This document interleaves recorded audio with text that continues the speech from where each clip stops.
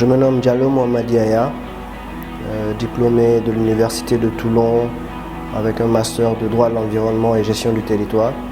Je me définis comme étant juriste de l'environnement et je suis concepteur de projet.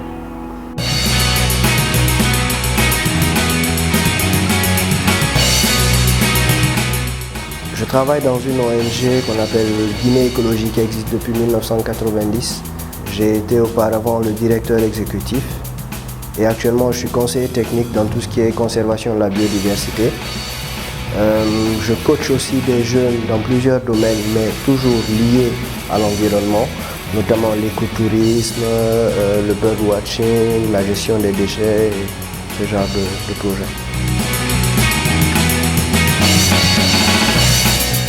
Le birdwatching, en fait, c'est une activité d'observation des oiseaux.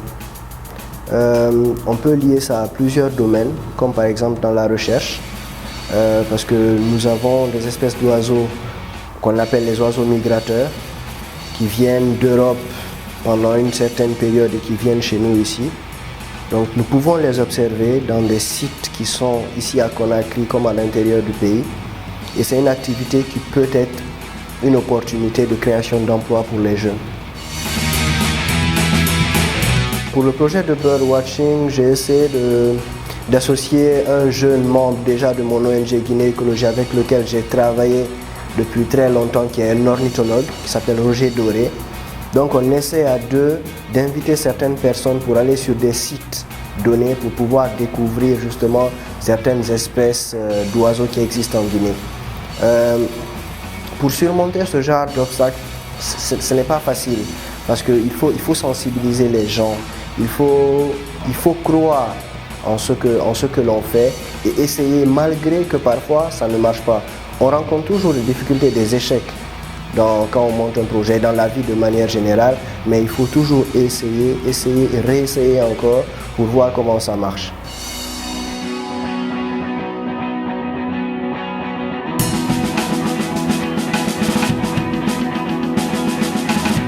Pour le projet de birdwatching, c'est sûr que mes perspectives sont de moyen terme parce que nous visons une certaine population pour venir voir les espèces d'oiseaux parce que ça peut faire partie de l'éducation environnementale, de la recherche et ça peut faire partie aussi du divertissement. En fait, le birdwatching est un moyen de concilier les trois piliers du développement durable, les trois piliers principaux, notamment l'économique, l'environnement et le social. Mais c'est sûr que nous visons des gens pour qu'ils puissent créer cette opportunité d'emploi pour certains jeunes.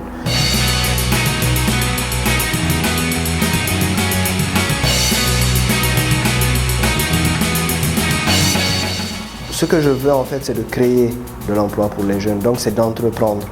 Et pour moi, dans cette entreprise-là, je me dis que la plus grande difficulté que les jeunes rencontrent, c'est un problème de financement, mais aussi de formation. Parce que même si nous voulons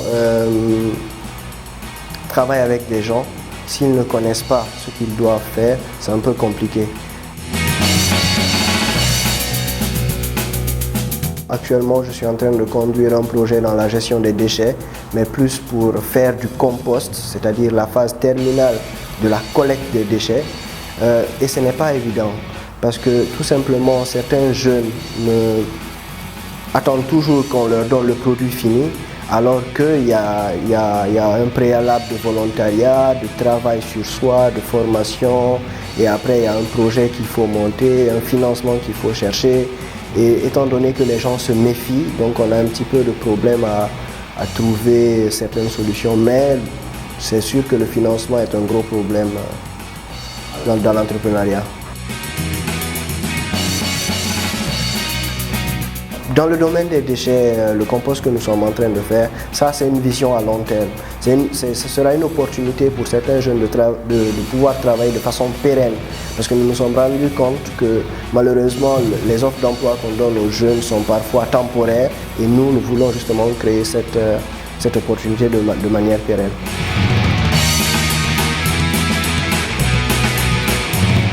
Si j'avais un conseil à donner aux jeunes entrepreneurs, quel que soit le domaine en Guinée, Je leur dirais premièrement de bien se former, de créer des espaces d'échange d'idées, de discuter avec les gens qui ont de l'expérience et certains notamment qui vivent même le problème pour avoir les solutions réelles qu'il faudra mettre en place, d'essayer.